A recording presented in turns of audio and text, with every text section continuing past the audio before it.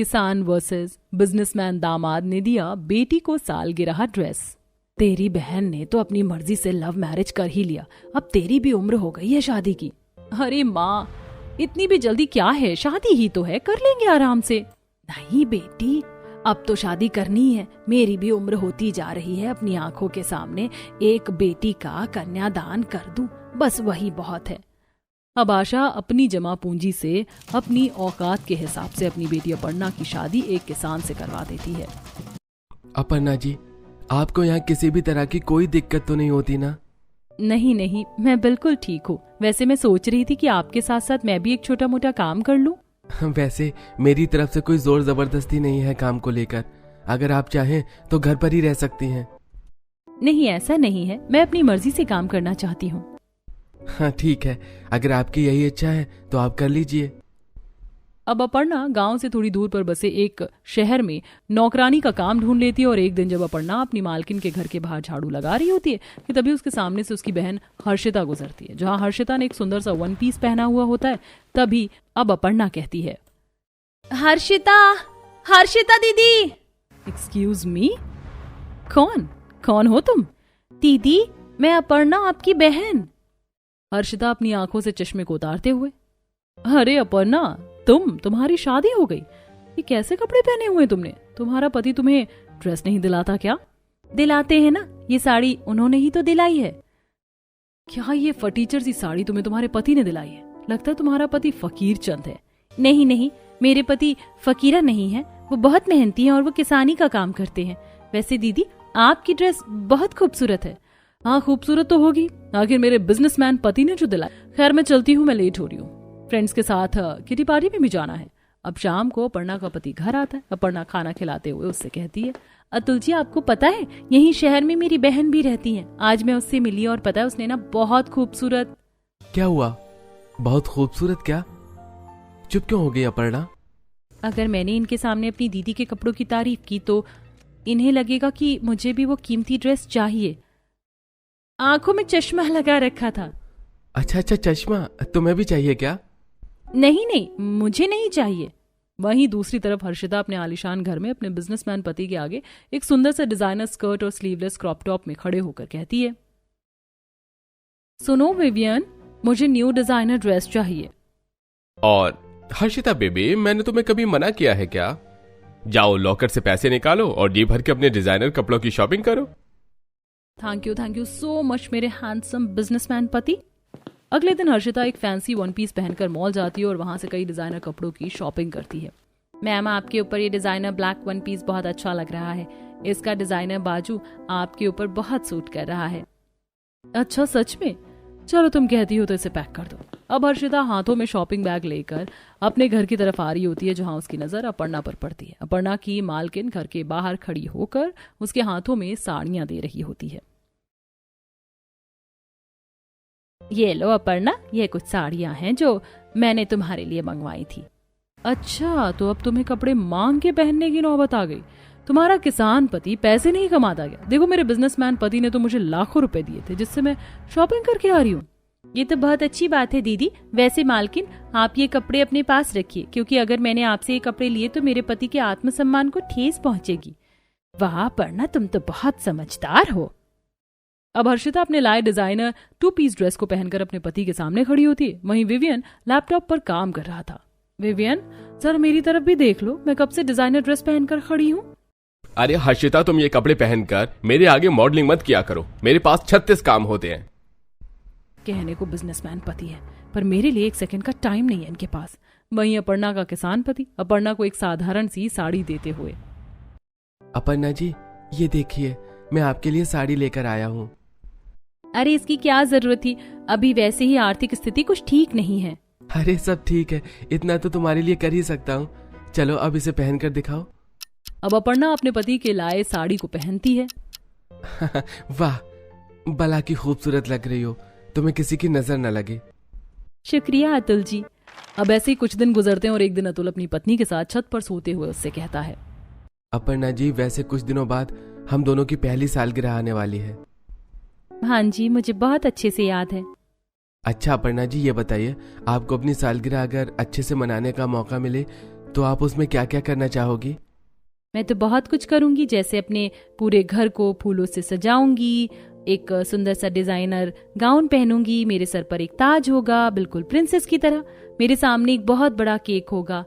खैर इन सबको पूरा करने में तो बहुत पैसे लग जाएंगे। अपर्णा अपने मन की बात कहकर सो जाती है। वहीं अतुल खुद से बातें करते हुए, अपर्णा जी की आंखों में कितने सपने हैं अपनी सालगिरह को लेकर। सब कुछ तो नहीं, पर कुछ चीजें पूरी करने की कोशिश करूंगा मैं जरूर। आज से मैं सारा दिन फसल की कटाई करूंगा ताकि मैं पैसे जोड़ पाऊं। वहीं दूसरी तरफ हर्षिता का पति आधी रात में, अरे आप अचानक बिजनेस के काम से बाहर क्यों जा रहे हैं? कुछ दिनों बाद हमारी सालगिरह है। हर्षिता, तुम एक बिजनेसमैन की पत्नी हो, किसी कॉर्पोरेट आदमी की पत्नी नहीं जो 9 बजे जाकर 6 बजे अपने घर आकर 10 बजे तक खाकर रोज सो जाए। मैं एक बिजनेसमैन हूँ, मुझे कभी भी कहीं भी बिजनेस के काम से निकलना पड़ता है। बाकी मैं कोशिश करूंगा कि मैं सालगिरह पर आ जाऊं। ठीक है, जाइए। ऐसे ही कुछ दिन गुजरते हैं और एक दिन अपर्णा का पति घर के बाहर लगे हैंडपंप में अपने हाथ पैर धो रहा होता है। सुनिए जी, मैं कई दिनों से देख रही हूँ आप फसल की कटाई करके बहुत देर से घर लौटते हैं। अरे घबराओ मत, अभी अनाज की कटाई ज्यादा है ना, इसलिए मुझे थोड़ा टाइम लग जाता है। बस कुछ दिनों की बात है, फिर मैं समय से ही आऊंगा। वहीं हर्षिता अपनी माँ से फोन पर बात करते हुए, माँ आप मेरी सालगिरह पर जरूर आइएगा। हाँ बेटी आऊंगी, वैसे सालगिरह तो तेरी छोटी बहन का भी है, वहां पर भी जाना है। अरे माँ, उस किसान की सालगिरह पर जाकर आप क्या करोगी? आप मेरी सालगिरह पर आना, देखना आपका बिजनेसमैन दामाद आपकी बेटी को उसकी सालगिरह पर बहुत डिजाइनर ड्रेस देगा। बेटी मेरे लिए तो मेरे दोनों ही दामाद एक समान है, और रही बात कपड़ों की तो वो तो मैं सालगिरह पर आकर ही देखूंगी कि मेरे बिजनेसमैन दामाद और मेरे किसान दामाद ने मेरे दोनों बेटी की सालगिरह पर उन्हें कैसी ड्रेस दी है। अब देखते ही देखते दोनों ही बहनों का सालगिरह आता है, जहां अपर्णा का पति अतुल अपनी पत्नी को लेकर एक बहुत बड़े मॉल में आता है, जहां ढेर सारे डिजाइनर गाउन लगे होते हैं। अतुल जी, यहाँ तो कितने सारे डिजाइनर गाउन हैं, ऐसे गाउन मैंने आज तक कभी नहीं पहने। अरे तो क्या हुआ, अब पहनोगी ना। अच्छा भाई साहब, ये डिजाइनर गाउन ये कितने तक का होगा? ज्यादा कुछ नहीं, यही 30 से 40 हजार रुपए तक का है। अरे बाप रे, ये तो बहुत महंगा है। अतुल जी रहने दीजिए, मुझे नहीं चाहिए। ठहरो अपर्णा, चलो किसी दूसरी दुकान में देखते हैं। अब अतुल अपर्णा को लेकर एक दूसरी शॉप पर आता है। अपर्णा, हाँ यहाँ पर सही है, ये देखो ये गाउन तुम पर बहुत अच्छा लगेगा, और ये हमारे बजट में भी है।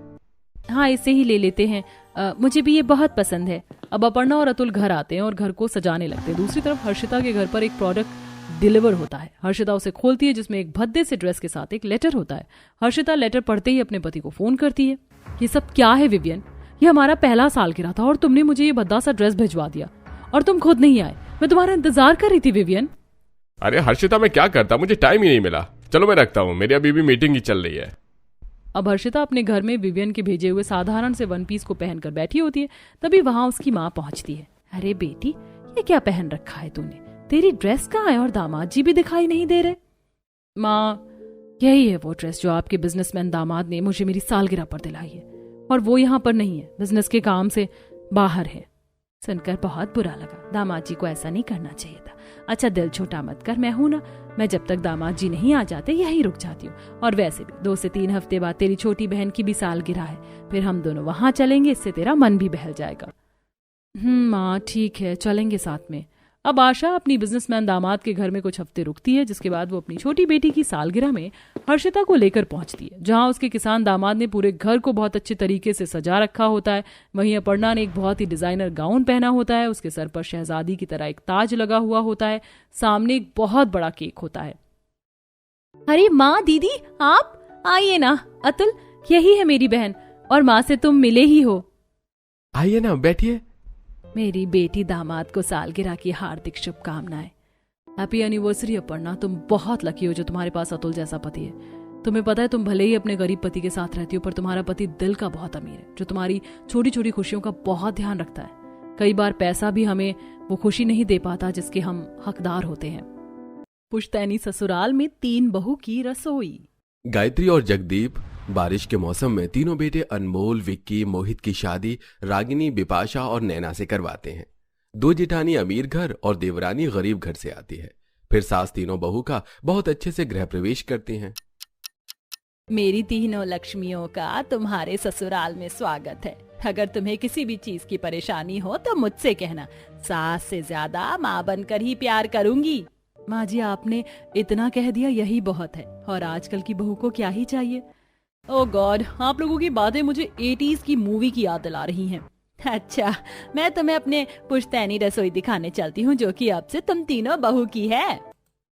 ये कहकर सास बेसमेंट में सीढ़ी से उतरवा कर अपनी पुश्तैनी रसोई के पास ले जाती है। ये है हमारी पुश्तैनी रसोई। मेरी सास ने इसे अपने हाथों से बनाया था। यहाँ हर ईंट में प्यार है। ये रसोई तो ऐसी है जैसे कोई पुराना भट्टा है। इसमें कैसे काम करेंगे? मॉम ने तो कहा था कि ससुराल में मॉड्यूलर किचन मिलेगा। ये सब क्या है माँ जी? तभी छोटी बहू चूल्हे को माथे से छूती है। माँ जी, इस पुश्तैनी रसोई में से तो इतिहास की खुशबू आ रही है। मैं इसे जरूर संभालूंगी। बस यही भावना चाहिए एक गृह लक्ष्मी में। माँ जी, वी आर टू टायर्ड। आपकी पुश्तैनी रसोई की मुंह दिखाई हो गई हो तो हम आराम कर लें। ठीक है, अब तुम सब आराम कर लो। कल तुम्हें यहाँ पहली रसोई भी करनी है। What the तब तीनों बहू अपने अपने कमरे में चली जाएंगी। अगली सुबह नैना जल्दी उठकर पुश्तैनी रसोई की सफाई करती है और फिर मिट्टी के चूल्हे की पूजा करके कढ़ाई रखकर हलवा बनाने की कोशिश करती है। इतने में दोनों अमीर बहू आ जाती हैं। अरे, हम इस एक चूल्हे पर तीनों बहू कैसे खाना बनाएंगे? और मेरे को तो ये मिट्टी का चूल्हा इस्तेमाल करना भी नहीं आता। भाई, मेरे बस की तो बात नहीं है इस पर खाना बनाना। वैसे भी खंडहर जैसे बेसमेंट में आकर खाना बनाऊं, एटलीस्ट गैस सिलेंडर तो होता। रागिनी इतना कहती है कि सास गायत्री आ जाती है। अच्छा हुआ माँ जी आप आ गई। हाँ, आपकी पुश्तैनी रसोई में हम खाना बनाने के लिए तैयार हो गए हैं, लेकिन तीन बहू एक मिट्टी के चूल्हे पर नहीं बना सकती हैं। आप कम से कम गैस सिलेंडर रखवा दो। बहू, गैस सिलेंडर तो रखवा दो, लेकिन इस रसोई का ध्यान रखना, आज तक यहाँ कभी गैस सिलेंडर इस्तेमाल नहीं हुआ। ठीक है माँ जी, हम ख्याल रखेंगे। आप फिलहाल सामान मंगवा दो। दौलत राम जी, जरा यहाँ पर एक गैस सिलेंडर रखवा दीजिए। जी मालकिन, अभी रखवाते हैं।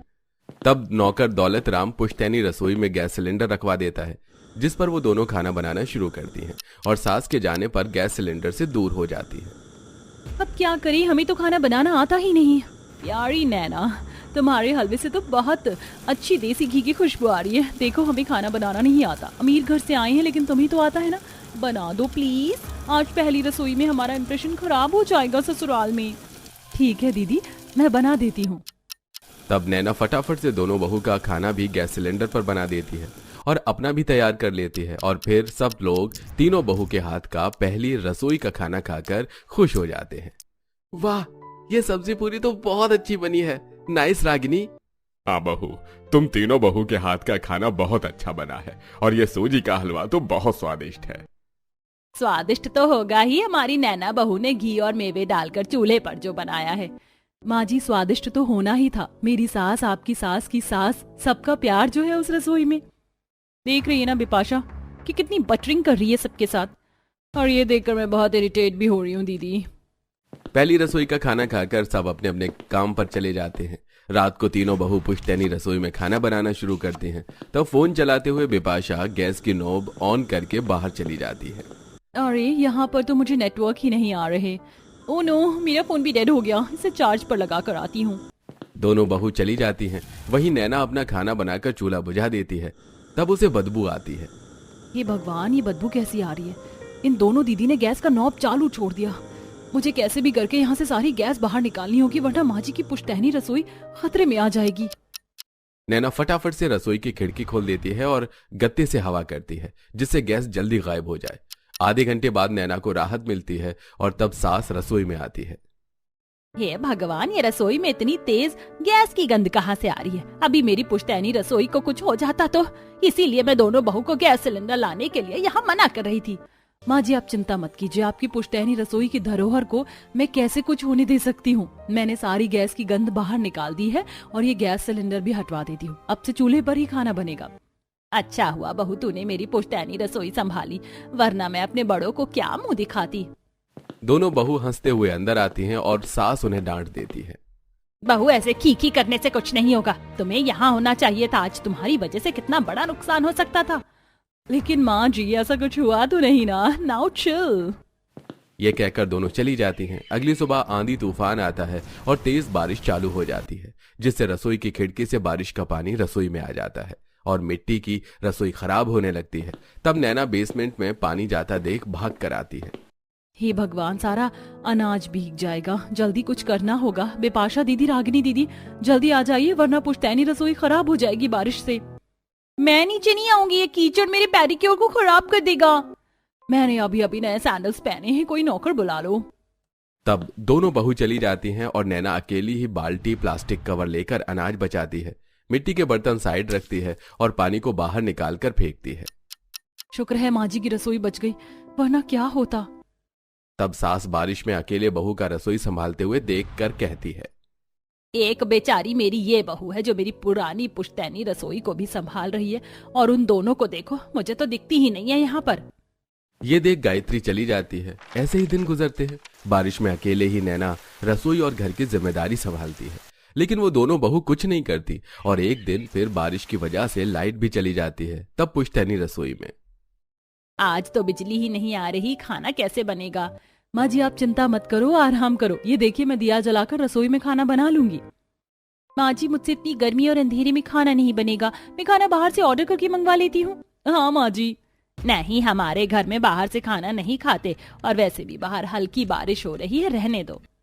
ठीक है, आप लोगों को नहीं खाना मत खाओ, हम ही बाहर जा रहे हैं। दोनों बहू घर से बाहर चली जाती है कि पड़ोसन शालू घर पर आती है। तब नैना उसे चाय बना कर देती है और घर वाले मिट्टी के चूल्हे का स्वादिष्ट खाना खा रहे होते हैं। आज तो खाने में वो बचपन वाला स्वाद आ गया। हाँ जी, नैना बहू बहुत अच्छी है, और आपकी अमीर बहुएं बस नाम की हैं, काम कुछ नहीं करती। सच में आप बहुत भाग्यशाली बहू हो जो आपको नैना मिली। तभी दोनों बहू सुनकर कहती हैं, आंटी जी, कर लिया आपने हमारे घर में आकर चुगली है। हम बाहर का कोई काम नहीं करते, सिर्फ मेकअप करते हैं, सेल्फी खींचते हैं और टहलते हैं। जब एक बहू है सब कुछ करने के लिए, तो हम दोनों क्या करेंगे। वैसे भी वो गरीब इसी के लायक है। बहू ऐसे नहीं बोलते। सॉरी पापा जी, पर इनको देखिए ना। चल बिपाशा, हम अपने कमरे में चलते हैं। दोनों बहू अपने कमरे में जाकर खाना खाती हैं और पड़ोसन उठकर चली जाती है। घर में रिश्तेदार आते हैं, तब भी दोनों बहू ऐसे ही बर्ताव करती हैं। 2 दिन बाद समाचार में भी तेज बारिश आने के बारे में बताया जाता है और बिजली कड़कती है। बाहर जोरदार बारिश हो रही होती है। नैना खिड़की से नीचे की ओर देखती है और चौंक जाती है।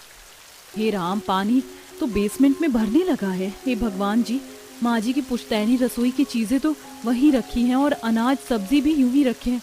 मुझे उन दोनों को बुलाना होगा। रागिनी और बिपाशा लिविंग रूम में बैठी चाय पी रही होती हैं। दीदी, नीचे रसोई में पानी भर गया है, जल्दी चलो। बारिश हो रही है, पानी तो भरेगा ही। वैसे भी वो रसोई तो म्यूजियम जैसी है। तुम्हें तो वैसे भी पुरानी चीजें अच्छी लगती है ना नैना, तुम ही संभालो ना, मैं अभी नेल पॉलिश लगा रही हूँ। दीदी मैं अकेले नहीं कर पाऊंगी, मुझे आप दोनों की मदद चाहिए। माँ जी की पुश्तैनी रसोई खराब हो जाएगी। बोला ना, हम नहीं आ सकते। तब नैना बिना कुछ कहे नीचे रसोई में जाती है, जहाँ पानी घुटनों तक आ जाता है। घड़े, मिट्टी के बर्तन, अनाज की बोरियां सब बह रही होती हैं। वो जल्दी से अनाज की बोरियां उठाने लगती है, फिसलती है, फिर उठती है, जिससे चोट भी लग जाती है। उसके पैर मिट्टी से सने होते हैं। पानी बहुत ज्यादा आ रहा है। हे भगवान, हे कृष्ण भगवान, अरे छोटी बहू आप यहाँ, आप हट जाइए, मैं सामान हटा देता हूँ। दौलत राम जी, ये रसोई सिर्फ ईंट पत्थर नहीं है, ये घर की आत्मा है। मैं इसे ऐसे डूबने नहीं दूंगी, आप जाइए, मैं अकेले कर लूंगी। ये लीजिए, ये बर्तन और बाकी का सामान बाहर ले जाओ। दौलत राम नौकर वो सामान बाहर ले जाता है। इतने में बाहर रास्ते का पानी बेसमेंट की खिड़की में इतना भर जाता है कि रसोई ऊपर तक भर जाती है। बहू डूब जाती है। बहू का पल्ला ऊपर तैर रहा होता है। तभी सास ससुर रसोई में पहुंचते हैं। मेरी पुश्तैनी रसोई, माँ जी की रसोई सब मिट्टी में मिल गया। बहू, नैना बहू, अरे जल्दी से इसे बचाइए। राधिका, बिपाशा, जल्दी आओ। तब भी दोनों बहू नहीं आती। फिर गायत्री अपने बेटे को फोन करके ऑफिस से घर बुलाती है और बहू को अस्पताल ले जाती है, जहाँ 4 घंटे बाद वो होश में आती है। माँ जी वो पुश्तैनी रसोई। अरे तुझे अभी भी उस पुश्तैनी रसोई की फिक्र है। वो मेरे लिए बहुत खास थी, लेकिन तेरी जान से ज्यादा नहीं। माँ जी, उस ममता की खुशबू वाली पुश्तैनी रसोई को मैं कैसे कुछ होने देती। अरे बहू, उस रसोई की वजह से तेरी जान पर आ बनी। आज के जमाने में उस रसोई का कोई मतलब नहीं है। उसी की वजह से मेरी माँ की जान गई थी। अब मैं नहीं चाहता आगे ऐसी किसी के साथ घटना हो, इसलिए मैं रसोई अब नहीं बनवाऊंगा, वो भी ऊपर। और सबसे ज्यादा दुख तो मुझे इस बात का है कि तूने उस रसोई में अपनी जान लगा दी, लेकिन इन दोनों बहू ने पुश्तैनी रसोई और तेरी जान के लिए भी कुछ नहीं किया। माँ जी, हमसे गलती हो गई। हमने पुश्तैनी रसोई की कभी अहमियत नहीं समझी, लेकिन नैना की जान की हमें खबर नहीं थी, वरना हम ऐसा कभी नहीं करते।